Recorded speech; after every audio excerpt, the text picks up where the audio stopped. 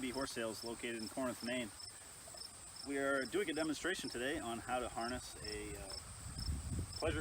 horse with a pleasure driving harness. Most people, if your harness looks anything like ours does most of the time, it's in a pile like this, very nice and neat. So we will start by, this happens to be a miniature horse, which we're going to do the demonstration on today, but applies to any size horse from draft to mini. So we'll start by putting on,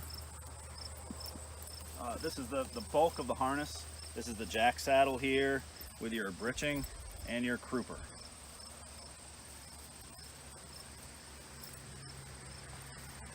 I leave the breeching up on her a little bit so that it's not pulling on the jack saddle while I'm trying to tighten it.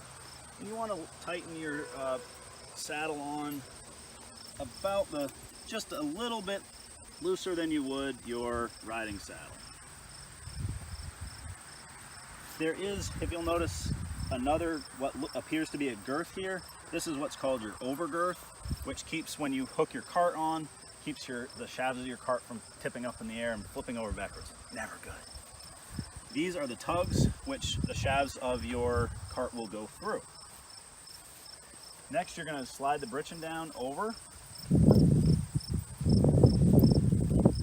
on your pony.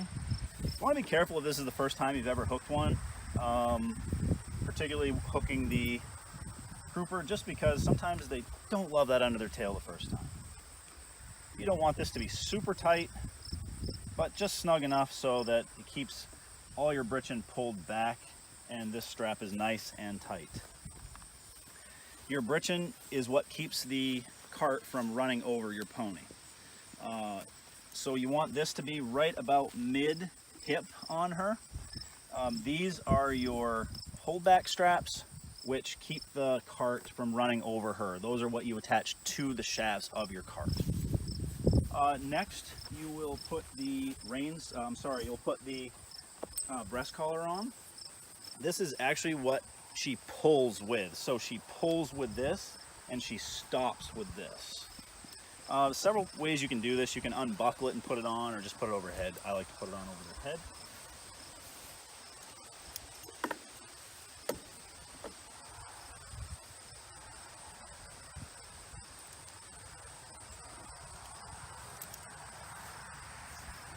You want this to land right about mid-shoulder, right at the point of the shoulder.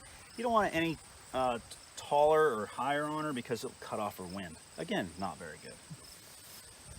Just take, these are your traces, which actually, this is what will hook back to your cart, if you can imagine, and she'll actually pull from these traces here.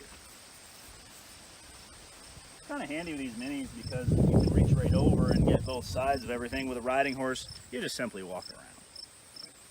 Next, you'll hook your reins or lines.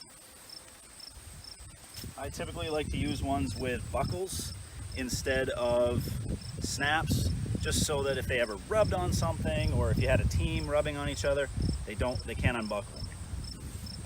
Just put them through the loops on your jack saddle and on your breast collar. These are going to be, you're getting ready to hook it to your bridle.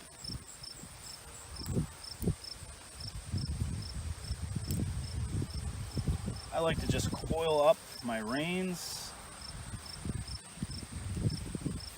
and tuck them through so that if you needed to, you could pull this if she were to start moving away. Last, we'll do her bridle. This is similar to a riding horse bridle, with the exception of the blinders. These are what keeps her from seeing behind her. Critical for a driving horse. The other difference is an overcheck, which keeps her from putting her head down and being able to run away. For this demonstration, we're going to leave the halter on. Typically, we remove the halter when driving. So first, you'll put your overcheck. I like to gather up the forelock so it's kind of out of the way.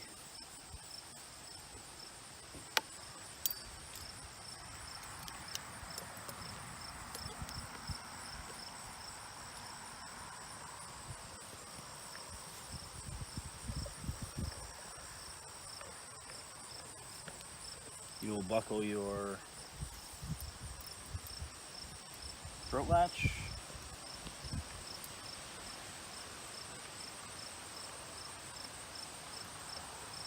Hook the nose band.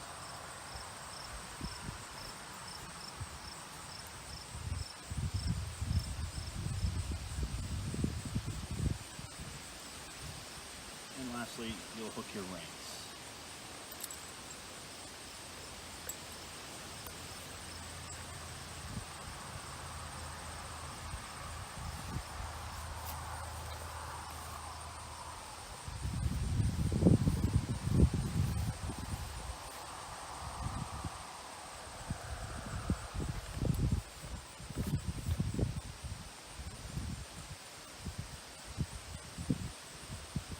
These are the steps in hooking a pleasure driving harness. Stay tuned to our next video and learn how to hook the cart to the cart or carriage to the pony. We appreciate you watching our video. Remember to like our page, JCB Horse Sales on Facebook. And if you have questions, comments, or future ideas on videos, please message us. Thank you.